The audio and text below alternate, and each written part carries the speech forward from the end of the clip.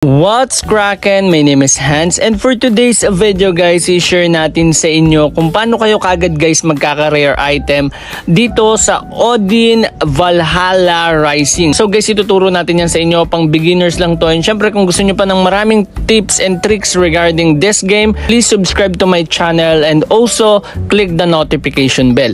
So ngayon guys, bago tayo mag-start sa pagpapaliwanag, ito pala muna yung nanalo sa ating pag-giveaway and let's go!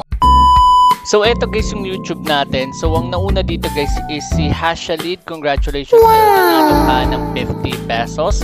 So letter X guys yung ating hidden letter. So for this one guys, i-check na natin kung sino naman yung nanalo sa ating paraffle. So ayan, continue lang natin.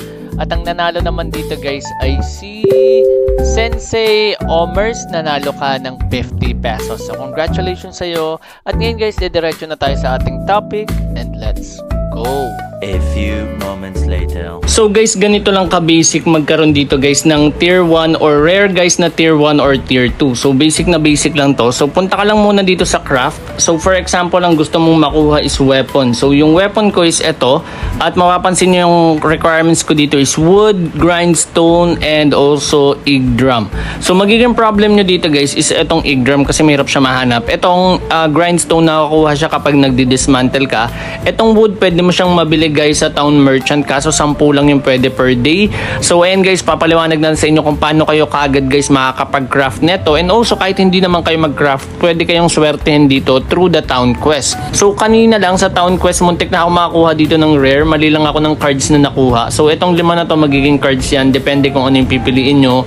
Ayan, i-refresh nyo lang guys. So ako muntik na ako makakuha ng rare, kaso mali ako ng napindot doon, katabi lang guys yung rare, hindi ko pa nakuha. Okay, although hindi siya para doon sa class ko, pero yun nga, muntik na makakuha doon ng rare. So ayun yung free na way guys, and syempre sobrang dali lang, which is swertehan. Ngayon, meron pang isang way dito guys. Okay, so pwede nyong gawin is pwede kayong pumunta guys doon. Okay, craft lang natin, pakita ko lang sa inyo. So example, ang kailangan ko is wood. Okay, so dito ka sa town merchant, kiklik mo lang yan. So pupunta lang tayo dyan through ground travel kasi malapit lang din naman. So nandito na ako sa harap niya. So ito guys, pwede kayong bumili dito, 10 beses lang siya guys per day. Ayan, pwede kayong bumili dito. Ayan, so sabi limit per character pala siya guys, hindi pala ata per day. So ayun, daily pala siya, daily. So per day nga, 10 beses lang. So kunyari wood, kailangan mo flaxweed or ore.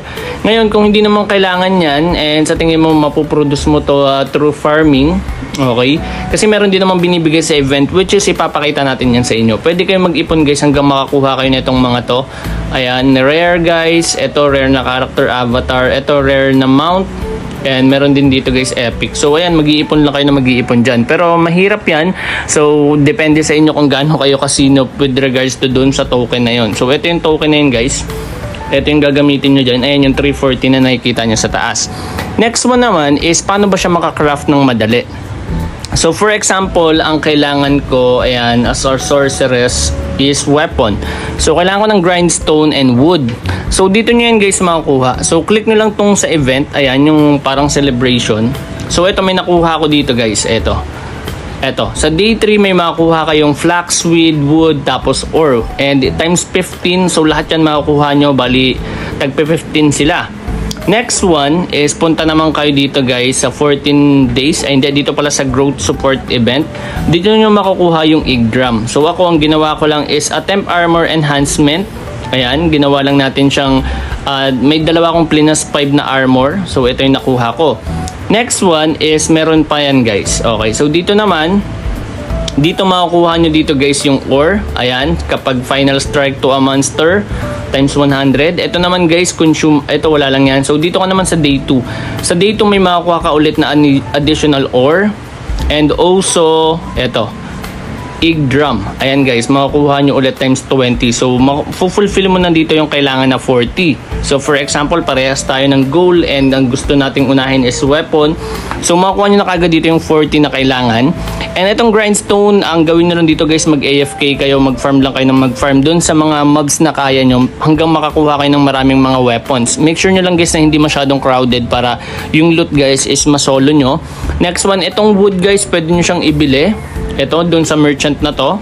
since mahirap makuha yung wood, and pwede nyo gawin antayin yung sa day 3. So yung sa wood guys, since habang nag-aantay ko ng day 3, pwede nyo ipambili-bili ng ganito. So ayan, bibiling ko na to, ipapurchase na natin. Okay, so sa tingin ko kasi kakailanganin ko rin yan. So since sa tingin nyo matatapos nyo na tong weapon, syempre mag-ready na rin kayo dito para dito. Kasi kung daily lang yung bigayan nun, okay, and yung currency na yun nakukuha nyo lang yan guys through achievements. So kailangan i-ready nyo na. So ito ore naman yung next. Ayan. So itong ore siguro hindi nyo na to kailangan bilhin dito kasi kayang-kaya naman yan diskartehan. Yung wood lang, trinay ko lang ibili para ipakita sa inyo as a content. And additional pa pala guys. So kung mapapansin nyo, meron tayong ore nakalagay dito na bound. So ibig sabihin hindi siya pwedeng ibenta. Kung gusto nyo makahanap ng mga ore na katulad nito na gusto nyo maibenta, kailangan nyo lang guys maghanap ng ganito. So pakita natin sa inyo. Ayan, may nagpa-farm din dito. Ay wala pala guys. So hanap ka lang dito. Ayan. Okay, so kapag may nakita kayong pickaxe na sign, so ibig sabihin, ayan, pwede nyo kunin yung mga deposits na yon. So pakita natin sa inyo. So may nakuha na ako doon na isa. Okay, so yung mga materials, madali lang talaga siya. Ang kailangan nyo lang gawin is hanapin yung mga deposits dito. So wait lang. Okay, so katulad na ito meron ditong bato guys. Ayan, kukunin nyo, ipipickaxe nyo lang yan. So ayan, papakita natin sa inyo, may makukuha na kayong ore dyan. Ayan, so may nakuha akong times 1 na ore. So since yung ore guys kailangan nyo, so pakita lang ulit natin sa inyo guys yung sa crafting. So ayan, weapon, tapos punta ka lang dito. So ang kailangan nyo, for example, dito na lang pala guys sa armor. Ayan, dito tayo sa guys sa armor. Check natin kung kailangan ng ore. So ito ore yung kailangan nyo. So pwedeng yung gawin is maghanap kayo ng ore. Ito naman guys, ito ata is yung flaxweed. Check natin guys, kapag puno naman flaxweed ata to or wood. So ito guys, kung gusto niyo ng wood, ayun, maghanap lang kayo ng tree. Okay, so siguro sa plant ayun naman guys yung flaxweed. So since onti pa lang gumagawa nito guys, wala pa kayong kalaban. Okay, wala pa kayong kalaban pagdating sa mga materials. And yung materials na yan, sobrang hirap niyan mahanap. Pakita natin sa inyo And yung mga materials na yan guys, pwede nyong ibenta yan. So pakita natin sa inyo. So meron ko na kagad dito yung 0.6 diamonds. Ayan. So ganito yung pricing sa amin So ang gagawin nyo, maghahanap lang kayo na maghahanap dito. So pwede rin naman gawin nyo is, kung kailangan nyo naman dito guys ng i-dismantle, pwede kayo dito guys mag-AFK. So ganun lang gagawin nyo, lilibutin nyo lang yung mapa. So medyo madali lang siya. So sa tingin ko ito na yung flaxweed guys. So sobrang basic lang and pwede na kayo makapagbenta dito. So gawin nyo na to guys habang maaga pa. So additional ideas lang din guys sa inyo. So sana ka nakatulong ito guys. Nakakuha din ako dito guys ng ayan, Mount Summoning using the treasure chest lang. So ayan, legit yan. Ang nakuha ko dyan guys is bat, flying mount. So bat yun nakuha ko dyan. So ikot-ikot lang kayo, may makuha kayo dyan guys na treasure chest. And additional syempre group din yan sa inyo. So additional tips ko sa inyo kung gusto nyong lumakas dito is kailangan nyo guys mag-focus dito sa item collection. So parang night crows lang din siya, for focusan yung collection and then magbibigay sa inyo ng additional ng stats. For example, attack yung kailangan nyo, defense, debuff, and others. So yung mga requirements nyan guys, lalo na dito sa mga mabababa pa lang is ayan simpleng items lang yan. Ayan, wala pang plus na kailangan. So nabibili lang din yan guys sa NPC. So pwede nyo magamit yan or yan, pwedeng nadadampot lang yan. So yung iba naman dyan may plus na. So nakadepende sa inyo guys kung ano yung magiging goal nyo. And para hindi na kayo malito at hahanapin sila, click nyo lang tong favorites guys. Ayan yung star, mapapansin nyo. Ayan, and mapupunta na yan dito sa favorites. So makikita nyo na dito kung ano yung magiging goals nyo. So yun lang yung ating video for today. And sana guys nakatulong itong video na ito. Kung meron kayong mga additional ideas or thoughts regarding this game, please comment it down below. At syempre kung may mga gusto kayong itanong, i-comment nyo rin yan guys. Baka makatulong ako sa inyo at masagot ko yung mga questions nyo. So maraming salamat guys sa panonood. At once again, this is Hans.